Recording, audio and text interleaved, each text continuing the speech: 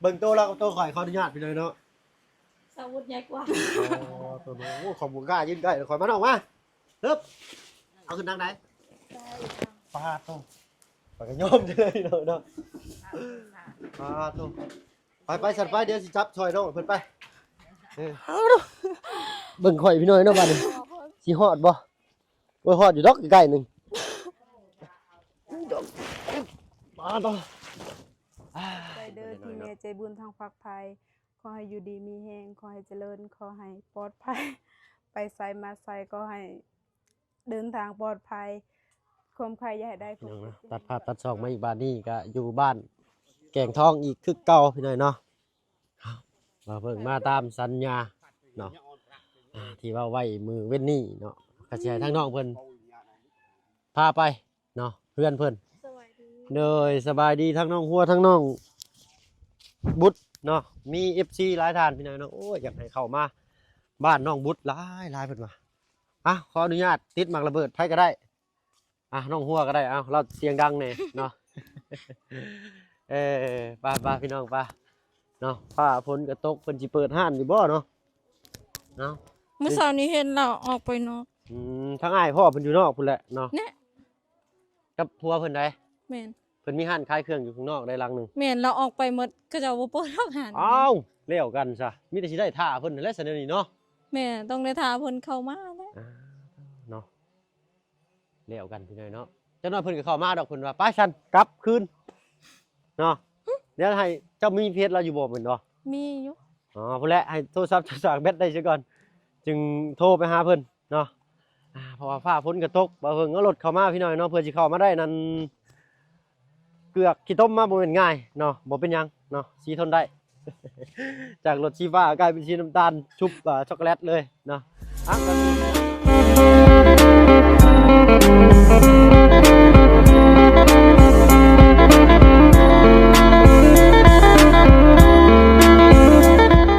ทายเด้อพี่น้องเด้อเนาะกราบทักทายสบายดีผู้ใหญ่ใจดีและ FC เบิร์ดทุกท่านที่เขามาหับมาชมช่อง YouTube เอาเพิ่งเคยหลายคือเก่าบ่ฝั่งไทยฝั่งลาวเลยก็ทั้งฝั่งต่างประเทศก็ยินดีต้อนรับเข้าสู่ช่อง YouTube เอาเพิ่งเคยหลายคือเก่ามื้อนี้เนาะทางบ่าวเพิ่งสิพาน้องเพิ่นไปเอาสิ่งของสิ่งหนึ่งเนาะอยู่ในหมู่บ้านนี่แหละเนาะสิเป็นอย่างนั้นรุ่นไปนำกันพี่น้อยเนาะฟ้าฝนตกรอถ่าทั้ง ทัด เจ้าของบ้านเพิ่นมาก่อนเนาะสิพาน้อง บอกมาถือกูมารับ ไป กันน่ะ อุ้มแล่นเลยเนาะ มาถือกูบอกมารับ สิไหว้หรือบ่จังได๋ติดตามรับชมกันพี่น้อยเนาะผู้โชคดีคือน้องบุตรอีกแล้วพี่น้อยเนาะขอบคุณทางแม่ใจดีทางฝั่งไทยหลายๆเนาะพี่น้อยเนาะมื้อนี้ก็เป็นรอบที่2เลาะกลางบ้านห้านหญ้าแต่ว่าทางน้องหัวมานำเนาะให้ทางน้องเพิ่นพาไปหาเฮือนเจ้แหละว่าซั่นซะเนาะอยู่ไสเด้บัดเนาะ เพราะว่าทางเจเล่เพิ่นมีแนวสีให้ทางน้องบุตรเพิ่นเนาะสิเป็นหยังนั้นไปรุ่นกันพี่น้อยเนาะต้องคำแล้วพี่น้อยเนาะมื้อนี้ใครอยู่ทางบ่เพิ่งเอารถจักรเข้ามาเลยเนาะย่างบ่ไหวแล้วเนาะมันตกขี้ต้มมันเปื้อนคือเก่าบ่เป็นหยังเนาะรถเปื้อนกลับไปล้างเอาเนาะแต่ว่ามันอยากลำบากในการรถบ่เพิ่งมันไปแล้วมันคุ้งมันต้องได้เอาขาจุ่มลงน้ำมันก็ยกขึ้นทุกการเส้นทางทุกการเดินทางย่อมมีอุปสรรคไปเลยเนาะอยู่ที่ว่าอาหารสิหน่อยสิหลายสำนั่นล่ะเนาะอันนี้บ่เฮือนจีเล่พุ่นน่ะโธ่เนาะมันนี่เฮือนหลายเนาะโมเดิร์นโธ่สีทูโทนเลยพี่หน่อยเนาะสีแต่ว่าไม่ดำนะอยู่เทิงสูงชุดได้นี่เฮือนเพิ่นเนาะผู้ดีทางเงินมีข่าวดีทั้งเฮือนเจ้เพิ่นเนาะเนาะทางเจ้เพิ่นมียังได้อันข่าวดีให้น้องเพิ่นนี่เนาะมีข่าวดียังให้น้องเพิ่นเข้าบ่พอดีแล้วสาวเนาะติดไม้ได้น้องทั้งห้านเจ้เพิ่นนี่ขายยังได้น้องอันนี้ ถ่ายทุกชนิด ขายอันเข้าไปโลก็มีบ่เอ้ยมีเนาะขายเข้าไปโลนั่นก็มีเนาะถือว่าห้านเพิ่นใหญ่ได้นี่เนาะกระชั้นเว้ากันหลายแยกกันห่างบ่จักรบกวนทั้งเอื้อยเพิ่นหลายเนาะเพิ่นสิเครื่องเวียกว่าซั่นซะผู้เก่าพี่น้อยเนาะทางแม่จะดีทางฝั่งไทยได้มอบหมายให้ทางบ่เพิ่งเคยลาเป็นสะพานบุญตั้งหน้าให้เนาะ เป็นซื้อข้าวสารเพิ่มให้น้องเพิ่นอีก1กระสอบพี่น้อยเนาะถ้าบ่เพิ่นกระจายเงินไว้แล้วแหละพี่น้อยเนาะเอื้อยเพิ่นหาเข้ามาเมื่อกี้นี่ผู้ที่ฝนตกไปซั่นเฮาลุยเนาะเอาเบิ่งบาทนี่โธ่เอาเดี๋ยวให้ทางน้องเพิ่นไปเอาออกมากันแล้วกันพี่น้อยเนาะทางน้องเพิ่นบ่ต้องเอารถเข็นเพิ่นว่าเนาะอ่า แล้วอะไรนาย พุ่นละ แก อยู่ในบ่พี่น้อยเนาะสิได้อีกบ่บัดนี้เนาะปาดขนาด2คนยังบ่ไหวทางน้องบุตรแล้วว่าเราสิไหวเฮ็ดจังไดสิให้อ้ายแบกบ่ ยักให้ไอ้ให้ยก ให้อ้ายใส่บาตรน้องบุตร โดย ไอ้ภาคในสันเนาะโอ้ยมันสิบอลตั้งแกเนาะผมบ่ต้องพี่เลยเนาะ เอาเนาะเบิ่งโตแล้วโตข่อยขออนุญาตพี่เลยเนาะ สวุธใหญ่กว่า ตัวน้องขอบคุณกล้ายืนใกล้ข่อยมาน้องมาฮึบเอาขึ้นทางไหน ขึ้นทางนี้ 1 2ฮึบ เอาจากไหนเนี่ยเอาเพียงพี่น้อง1 2เอ้าแอบบ่ถึงทางฮะ ใส่ดีก่อนแล้วก็ใส่ อ๋อ เอายักอ่ะ พี่น้อยเนาะที่ไหนรีบบ่น้องปลาโตปลากระย่อมเลยเนาะเนาะปลาโตไปสัตว์ไปเดี๋ยวสิจับช่วยน้องเพิ่นไปเฮ้ยบ่ไกลปานใดเพิ่นว่าน้องเพิ่นว่าเนาะเพราะว่าจนน้องเพิ่นเอารถเข็นมาน้องเพิ่นว่าบ่เอาก็อย่าเนาะได้อยู่บ่น้องบ่ไหว้แล้วก็เปลี่ยนได้เด้อ โดย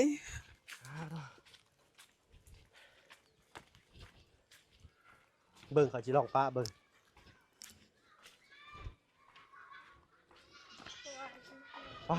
ไกลเติบได้ปัญหาพี่น้อยเนาะคือว่าอันนี้คือว่าบ้านเพิ่นอยู่เทิงเนินชุดเนาะน้องเนาะถ้าบ่เพิ่งก็ได้เคยย่างเข้ามา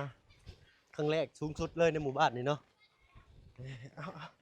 ว่ามันลื่นนี่น้องเอ้ย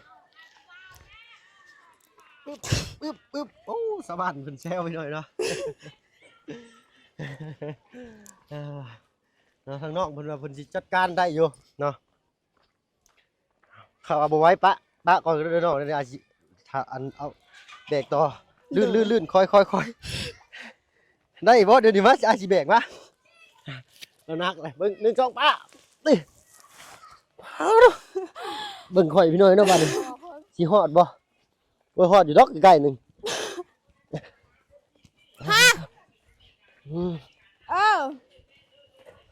ไหวบ่เพิ่ง ได้อยู่ถ้ามาแบกมันสิเบาก็หามก็ต้องค่อยๆย่างได้มันสิลื่น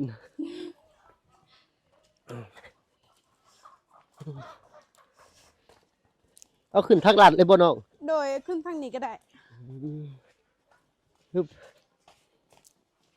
โอ้ถ้าว่าเอามาผู้เดียวนี่ก็บ่ไหวได้บอกน้องจะออกเด้อ ได้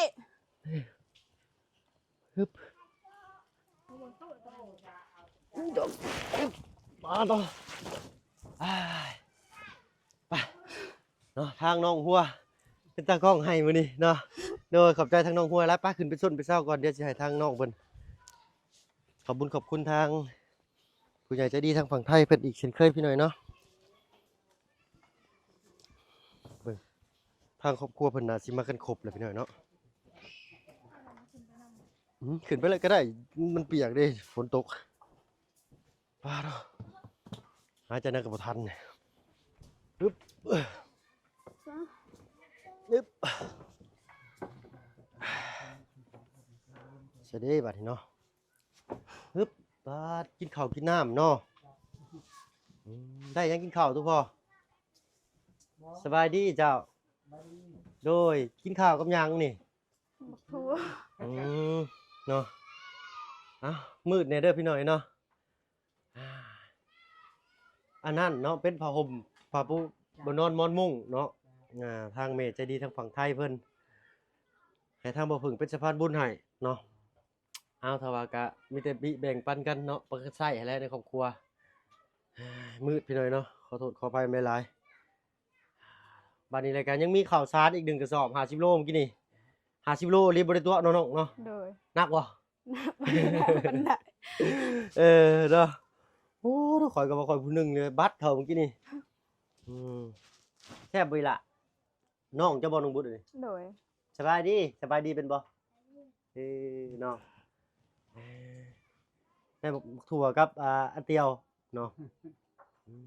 เฮ็ดอยู่เฮ็ดกินนี่เลยนี่เวลาฟ้าฝนตกเพื่อนบ่ฮู้ว่าบ่อืมเจ็บแขวเขาก็ได้บาดนี่ควันลูกกลัวๆเนาะเอามีแต่สิให้ทางน้องบุตรเนาะขอบคุญขอบคุณทางผู้ใหญ่ใจดีเพิ่นเนาะ โดย เป็นแม่ใจดีทางฝั่งไทยเนาะ โดย มีแต่ให้เจ้าตั้งมุกตั้งใจพนมมือขึ้นเด็กก็ตั้งใจขอบคุ ข ณ อบ ขอบ ใจ คุณ เด้อ เพิ่นหน่ ที่ อย แม่ เนาะ ใจบุญทางฝักภัยขอให้อยู่ดีมีแฮงขอให้เจริญขอให้ปลอดภัย ไปไสมาไสก็ให้เดินทางปลอดภัยความใครอย่าให้ได้ความเจ็บอย่าให้มี คนแบบแห้งๆสาธุ โดยเนาะสาธุสาธุเอ้าอันนี้สำคัญเด้อน้องเด้อเวลาเฮาครับพอกับผู้ใหญ่เฮาต้องตั้งใจเด้อขอยเห็นหูปไปเนาะ โดย คนเฮามันสิมาแล้วเป็น90 50ลดบ่ได้ต้องนับหนึ่งคือกันเนาะน้อง โด เนาะ ย เอ้าเนาะแต่เก่าก็ข้าวได้ซะน้องเฮ็ดอะไรจะว่ามีข้าวกินซื้อบ่หรือใด ซื้อเอา ชื่อเขาเป็นโลนี่บ่ โดย อันนี้เป็นข้าวสารบ่หรือว่าข้าวเปลือก ข้าวสารข้าวเปลือก อืม เออ เป็นข้า ข้าว ว เป เปลื ลือ อก ก แล้วก็ไปสีนี่ก็สิได้เลือดประมาณครึ่งหนึงพี่น้อยเนาะ โดย อันนี้เป็นข้าวสารเลย50กิโลเนาะเอาดีใจนำน้องบุตรเพิ่นพี่น้อยเนาะ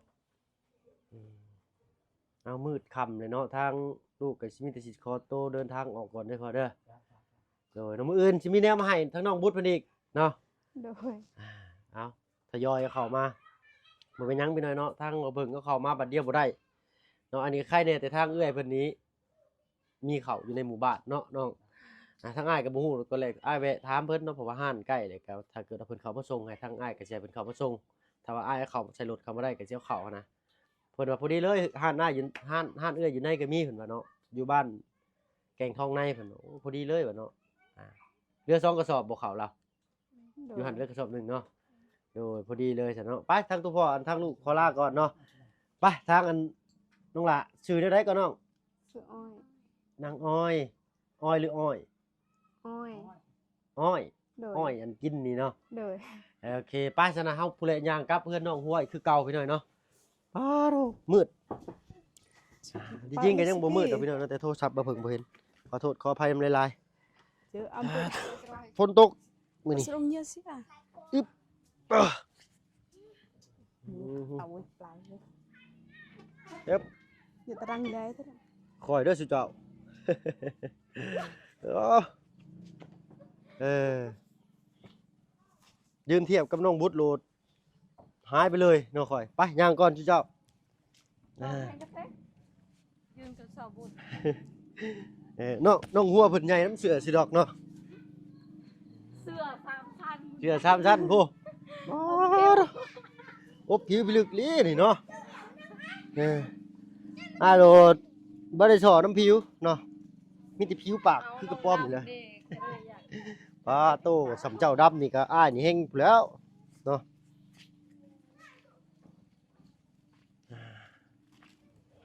นี่แหละเนาะก็ชิเงียบๆมันคำแรงเนาะมืออื่นมีแต่อ้ายสิแล่นเอาแล่นขึ้นมาให้แต่เสียโปนเลยเด้อน้องเด้อเนาะ Rồi. โอ้ยขอบคุณทางพี่ใจดีเพิ่นหลายๆเนาะบรรยากาศยามค่อยค่ำแรงลงตะเวนก็ส่องสีแดงรับขอบฟ้าไปแล้วพี่น้อยเนาะแต่ทางน้องเลยสะดวกสบายทางใดอ้ายไปได้เบิดเนาะไปมื้อนี้ทางบ่เพิ่งก็สิออกไปไวแน่พี่น้อยเนาะเพราะว่าเอารถจักรเข้ามาฮอดเฮือนน้องหัวทุลักทุเลแน่ถ้าว่าฝนบ่ตกอีก 2-3 มื้อนี่ก็น่าสิออกได้อยู่เนาะเอ้าตามคำขอพี่น้อยเนาะมื้อนี้ก็และจัดมาให้น้องเพิ่นเลยเนาะพอดีอันทางบ้านองค์หัวก็มีข่าวดีพี่น้อยเนาะทางบ่าวบุญสารวัตรแล้วก็ทางลุงจันทร์เพิ่นขึ้นมาก็คือว่าสิมีการจ่อน้ำบ่น้องโดยโอ้ยดีใจนำพี่น้อยเนาะแต่ทางบ่าวเพิ่งบดงบสมทบบ้านน้องหัวแล้วพี่น้อยเนาะต่อไปก็มีแต่ฝากทางบ่าวบุญแล้วก็ทางลุงจันทร์เพิ่นเนาะเงียบบรรยากาศแบบนี้พี่น้อยเนาะ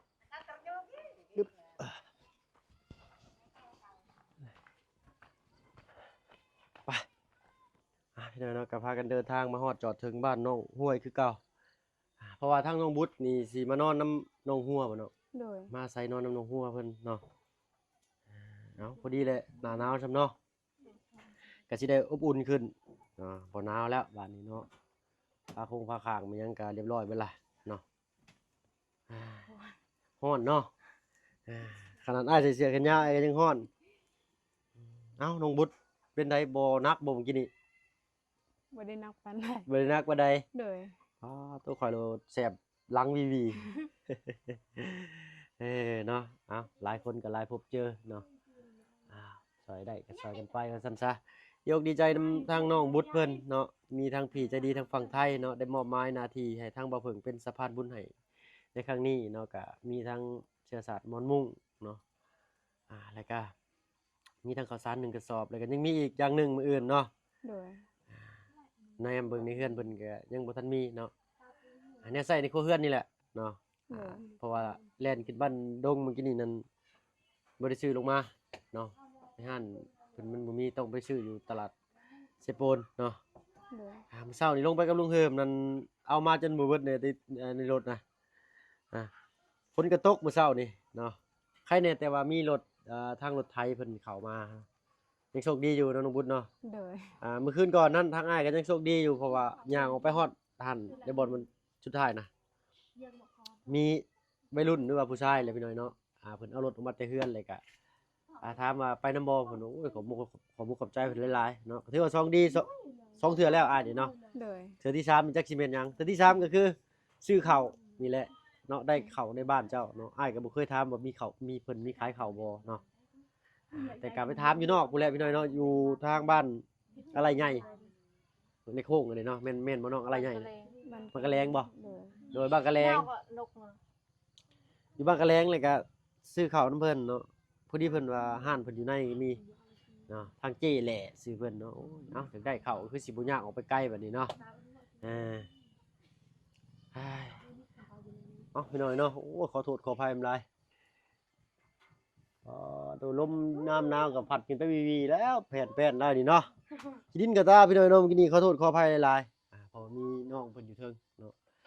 บ่เป็นหยังสาดเสื้อน้ำมันบ่ได้มีปูบ่ต้องอยู่เทิงเอาลงมาปูให้ทีมงานอยู่หลุมแล้วเนาะได้ล่ะหาใบตองแล้วมาปิดเอาก่อนเนาะเวลาทีมงานเข้ามาเนาะ เนาะรุ่นเบิ่งนำกันอีกเนาะก็มีแต่ข้องคอยท่าทางบ่าวบุญสารวัตรเนี่ยกับทางลุงจันทร์เพิ่นสิเข้ามาวันที่4วันที่5แล้วพี่น้อยเนาะเพราะว่าทางเพิ่นยังเฮ็ดเวียกทางบ้าน2เงินซานเสียก่อนว่าซั่นซะเนาะเรื่องข้าวน้ำซ้ำปลานี่แหละเนาะช่วงนี้ก็หน้าฝนก็ฝนตกที่ทั้งบ้านก็ได้เนาะเกี่ยวข้าวมื้อนั่นก็ฝนตกห้ำไหลซ้ำเนาะเอายากได้พี่น้อยเนาะเวลาเกี่ยวข้าวเป็นพรแล้วนี่ฝนตกมันสิเก็บยากบ่คือข้าวเป็นต้นนะครับป้าไอ้แห้งเนาะทางบ้านเจ้าได้ซะเนาะไปเก็บข้าวนี่ฝนตกก็ฮูดบ่ข้าวนี่ บ่คนตกก็บ่ได้ ฝนตกก็บ่ได้ฮูดคือกันเนาะแต่ทางน้องหัวเพิ่นมีให้ฮูดข้าวเนาะทางน้องบุตรบ่มีบ่เนาะ บ่มี เพิ่นทางน้องเพิ่นมีแต่รับจ้างรับไปซื้อข้าว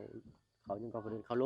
โดย ทางเพิ่นบ้านเพิ่นเอิ้นซื้อข้าวโลก็คือข้าวนี่แหละพี่น้อยเนาะข้าวกินเฮานี่แหละแต่ทางน้องทางบ้านเพิ่นสินิยมซื้อเป็นข้าวเปลือกเนาะ โดย มันสิถูกกว่าเนาะราคามันนี่ ถูก แต่เฮาก็ต้องไปเสียค่าสีอีกเป็นบ่ โดย กระสอบหนึงเท่าไหร่ครับไปเสียค่าสีเขานี่ กระสอบหนึ่ง25บ่ 25บ่ โดย ต้องพี่น้อยเนาะ25,000ก็ถือว่าบ่ถูกบ่แพงเนาะแต่ว่ามันก็บ่ได้หลายเด้ข้าวกระสอบหนึงสีแป๊บเดียวนึงพี่น้อยเนาะถ้าว่าข้าวเต็มกระสอบก็คือของโรงหัวนี่สีแป๊บเดียวเนาะก็สิได้ประมาณครึ่งกระสอบเนาะค่ำมืดเลยทั้งอ้ายก็สิมีแต่สิขอโตวกลับก่อนเด้อน้องเด้อวันนี้เด้อเนาะ โดย เนาะขอบคุณทางแม่นมแล้วก็ทางน้องหัวเนาะย่อข้าวย่อน้ำพี่น้อยเนาะทางทีมงานเข้ามาเพิ่นบ่ได้อยู่ซื่อๆได้พี่น้อยเนาะสิเข้ามา3รอบก็เจ้าต้องได้กิน3รอบอยู่หั่นเนาะแล้วกันบาดนี้เพิ่นเข้าแล้วเบิดแล้วบ่จักเนาะสิได้ให้ทางลุงกับบ่าวบุญมันแก่ขึ้นมาอีกแล้วนี่เนาะทางบ่เพิ่งยังบ่ได้ให้น้องเพิ่นซ้ำพี่น้อยเนาะขอโทษขออภัยหลาย บ่เป็นหยัง โอ้ขะล่ำเด้อข่อยก็ได้เนาะน้องบุญเนาะขะล่ำเนาะย่างผ่านเฮือนอายะเพิ่นไปกลางหมู่บ้านกี่นี่เด้อกินข้าวแล้วอ่ะจะโดยแล้วเนาะ เอาสิกินกูเฮือนอะไรก็ห่วยยามมื้อแลงนี่บ่ต้องเงินกินข้าวแล้วมีแต่สิล้างมือร้อนๆแล้วก็ย่างเลาะกลางบ้านเท่านั้นแหล้วข่อยเนาะ เว้านัวหัวม่วนพี่น้อยเนาะสำหรับคลิปนี้ทางบ่เพิ่งและน้องหัวก็สิขอตัวลำลาแล้วเนาะสำหรับคลิปนี้ไปน้องทางอ้ายขอตัวลำลาก่อนเนาะพบกันคลิปหน้าเด้อพี่น้องเด้อมาน้องมุดขอไม้เด้เนาะเอาเนาะทางทีมงานเนาะจักเพิ่นอยู่ไสตอนนี้ก็ได้คือว่าเล่นขึ้นบ้านดงเนาะเฮ้ยไสล่ะสิออกได้อยู่บ่มืดช่ำพี่น้อยเนาะฝนตกเขาอยู่เก็บหมวกกันน็อกลิบเลยพี่น้อยเนาะรถก็ได้เอาเนาะจิแหละบรรยากาศเวลาฟ้าฝนลงก็ได้ก็สิเปื้อนๆเด้เนาะหมู่บ้านห้านหญ้าก็ได้โทรศัพท์ก็มืดช่ำพี่น้อยเนาะขอโทษขออภัยหลายๆอดทนเบิ่งให้ทางบ่เบิ่งเด้อพี่น้องเด้อเนาะพูดแหละได้อยู่ประมาณ1ลักการเดินทางนี่พี่น้อยเนาะก็ถือว่าไกลเติบอยู่เนาะย่างนี่ก็เมื่อยเติบอยู่ได้เนาะถ้าว่าทางดีย่างก็พอย่างพี่น้อยเนาะเพอมันก็บ่ได้วุ่นวายไปจังมากมายนะมันเงียบสงัดดีสำหรับคลิปนี้เว้าอะไรยายกันห่างพี่น้อยเนาะพบกันคลิปหน้าเด้อเนาะขอบคุณขอบใจที่เข้ามารับชมช่อง YouTube บ่เพิ่งอีกเช่นเคยเนาะดีมีแฮงเบิดสุขทุกคนเนาะลาแล้วสวัสดีจ้า